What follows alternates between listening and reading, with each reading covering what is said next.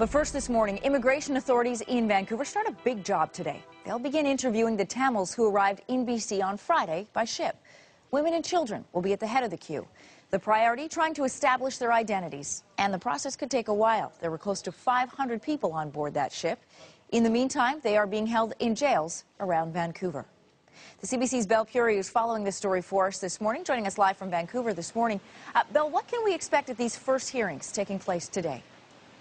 Well, the first steps of the process were put in place over the weekend. Each of the migrants had a file opened for them. What happens today, they will be interviewed and assisted at the various detention centers where they're being held, as opposed to at the immigration offices downtown Vancouver. I spoke to one of the duty council lawyers who's been appointed by Legal Aid to deal with these people. He's someone who's done this before when there have been migrant ships on BC shores, and he says it's a simple process of just going in and interviewing these people and helping them with their identification, because of course that's what the government wants to know. Who are these people, and do they pose a risk in being here in British Columbia? Now, as you mentioned, 500 people. Normally, if someone comes to an airport in Canada or a land border and claims refugee status, they're supposed to be processed within 48 hours. But when you have numbers like 500, that's almost impossible. So something like this is certainly going to take days, and we have been told that women and children will be processed first, and there's some hint that perhaps those women and children may actually be released today.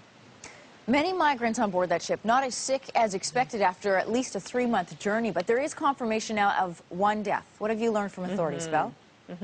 We've been told it's a 37-year-old man who's left a small young family behind in Sri Lanka. We're told he's the father of one child, so it just speaks to how desperate these people are to get out of Sri Lanka. We're also told that there was no foul play, that he did become ill at sea, and it was something that no one could treat. As for the others, 27 people, including 2 pregnant women, were taken to hospital in Victoria. Most of them have been treated and discharged. No one was in critical condition. And of course now, we look at this process of case by case, looking to see how we proceed with their refugee claim. Anyone who gives the hint of perhaps they won't show up for another hearing or the next stage of their hearing, or may have a criminal background, they indeed will be held indefinitely in various detention centers around the lower mainland. The CBC's Belle Puri joining us from Vancouver this morning. Thanks, Belle.